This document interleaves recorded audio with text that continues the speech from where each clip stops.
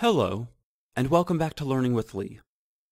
In today's episode, we are going to discuss auto pointers and some of the problems that you may run into with exceptions in the event that you aren't able to properly free up your memory when an exception is countered. So this would be things such as, for example, we have weapon being allocated here in these couple of locations, we have an item being allocated here. In the event that, for whatever reason, up in here, I called throw 1, and this ended up happening, neither of these would get deallocated, and we would wind up with a memory leak. So that would be a very serious problem for our program. And we could do that by basically surrounding all this in try-catch code in terms of handling it there. However, that happens to be a bit of an inelegant and ugly solution, because let's say that also then we have this function here, and I've created a couple of dummy functions, function and function 2. And down here, function happens to call function 2. And all that function 2 does is it throws this exception. Function 1 calls function 2, but beforehand allocates an item and then deletes an item afterwards. So what happens if, for example, we don't want this function to handle the exception thrown here? What we'd have to do is we'd have to throw basically all of this into a try-catch block. And at the end, basically be certain to catch and delete I in case it's been allocated, and then end up rethrowing our exception from function 2, so as to be certain that we could end up doing this correctly. So basically what we'd have to do then is do something such as item I equals null pointer, and then we would want to do in here something along the lines of try, and we want to do all of this, and then we want to do a catch, and then within here, and for now we can just use an ellipsis for it, we want to rethrow it at the end, because we don't want to actually be what finally handles it. We want whatever our parent is to handle it. And then we would have to do also, basically, if I is not null pointer, signifying that it's actually been initialized, then we want to delete I. And if you want to, you can also include the braces here. In general, it's better to have the braces included there, but that happens to be basically all the extra stuff you have to do to actually see whether or not you can do this. And this can end up being really ugly to do for a large chunk of your code, because this ends up meaning that you would have to use basically every function that calls another function that might throw something, or that itself might call something that in turn throws some error. As a result, what we're really looking at here happens to be the fact that we need a better solution to that. And thankfully, we are provided one by C++. And it's in case we head to #include, and we head on over to memory. Whoops, if I can spell it correctly. So we need to include the standard library memory. And within there happens to be standard : auto pointer. And auto pointer basically treats it so as that it can hold something that's on the heap, but it itself is on the stack. And as a result, it has things such as its constructor being called, and as soon as it goes out of scope, its destructor gets called. So as soon as we reach this down here, or if, for example, in here, we use an auto pointer for this. So let's actually use that for now. So we can within here go, we want, or more accurately, we don't even need to this, because if it throws something, that's going to be fine for us. So what we're going to have is we're going to have some auto pointer here. So standard auto _ptr, and we want it to take in, and the important thing to know is that it is a templated class, so we need to give it its type. So it's going to be of type item. We want it to be called I, and then for its arguments, you just give it the new item, because basically what it is that it's defined in such a manner that it ends up taking in, whoops, oh yeah, we don't need null pointer over here. What then ends up happening in here is that the constructor takes in, oh yeah, and I actually need to include the parentheses around there. However, it takes in a pointer to this type. So that ends up being how you end up doing it. Technically, I could actually do an auto pointer item and give this something such as a new weapon, and that would actually correctly basically do this in a polymorphic manner, in which this is treated as an item pointer within there, even though it points to a weapon. So that's actually not a big deal for us. And then we can still do a whole bunch of the operations that we would normally do with it. But it basically guarantees that part of this thing's destructor is that when it gets constructed, it ends up pointing to this item, and then when it gets destroyed, in case it runs into any problems, what it ends up doing is it frees this up.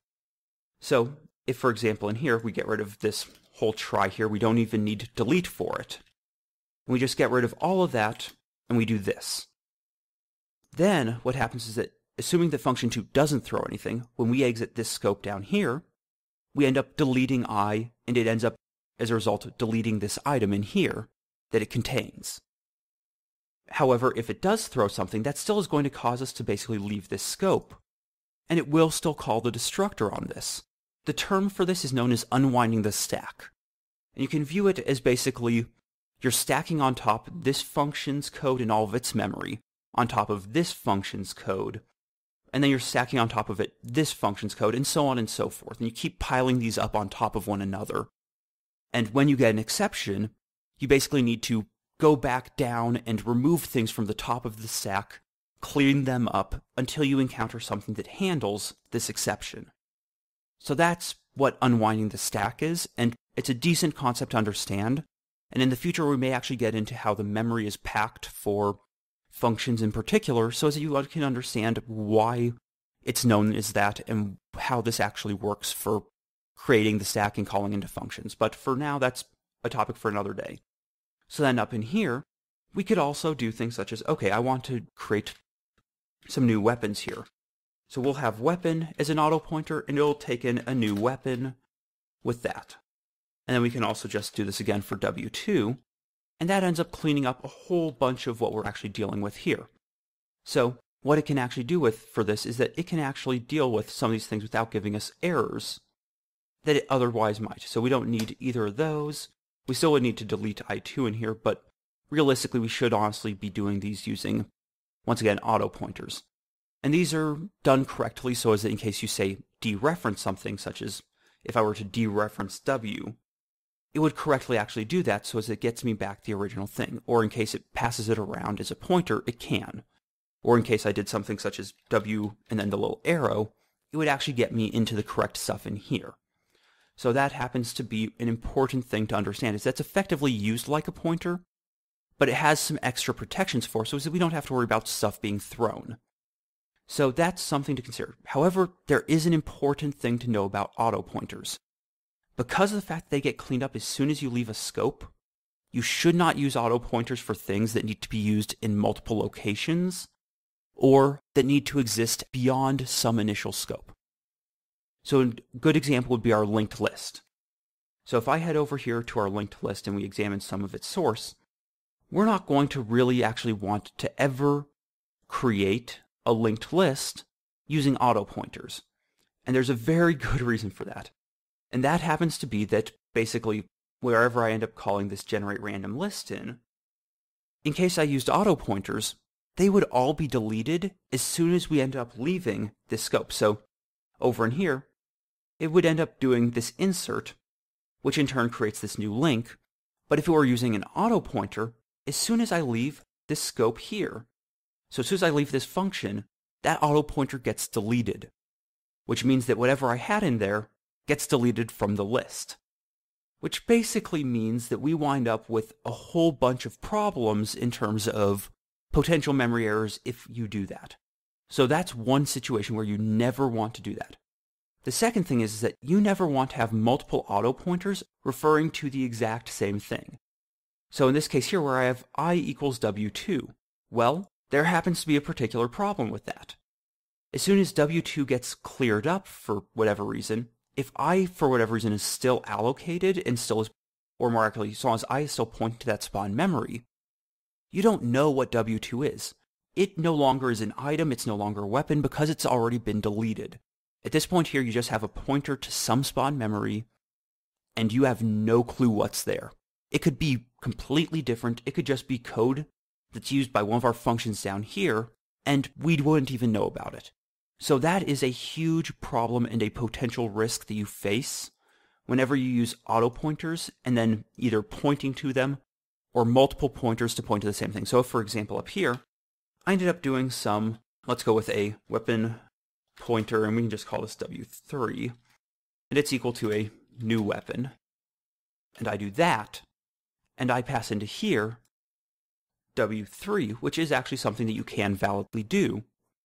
But let's say that, for example, I do this within some other scope, like this.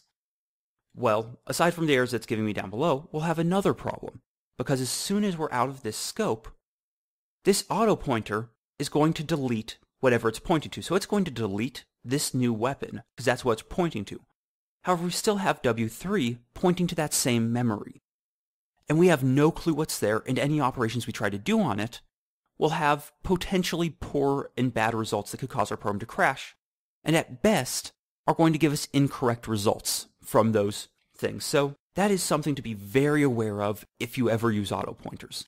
They're very useful, they're very powerful and very good, but you need to be cautious when using them due to that risk with multiple pointers, or even if I create, for whatever reason, such as here, if I have this one here pointing to W, well, we're going to have another problem of, basically if I, for whatever reason, end up deleting this one, but I still have W2, then, once again, we're going to have the problem of when this one tries to exit its scope, or even if this case here, both of them will exit their scope as soon as we reach basically this brace here, or more accurately, whenever we end up getting something thrown here.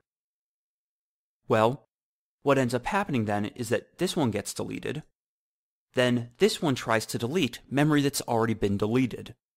And that's very similar to over here in case we still tried to use that pointer, W3, that's pointing to something that's been deleted. Because we don't know what's there, it could have terrible results for our program. As a result, you don't typically want multiple auto pointers referring to the same object. So that's really all I want to cover on auto pointers. Know that these same issues exist, and we aren't going to be dealing with files for a while, but they exist for files, and they also exist for what are known as locks or mutexes in case you end up having to deal with multi-threading, and we'll get into what that is in the future also. However, just something to be aware of with how things end up being handled whenever you end up throwing something, is that you need to be certain to actually delete that stuff at the end of it. And auto pointers are a great way to get around having to do delete calls multiple times, having to check if something's actually been allocated within your catch block, etc. So they have a good use, but know their limitations and understand when you should use them and when you shouldn't. So I would say spend some time messing around with auto pointers with a couple of functions like this. They're just very basic, very simple, to see when you end up getting errors with an auto pointer and deletion and when you don't, and try seeing how you can use them with normal pointers, with using the equals operation, etc. with these. So thank you very much for watching. Have a wonderful day.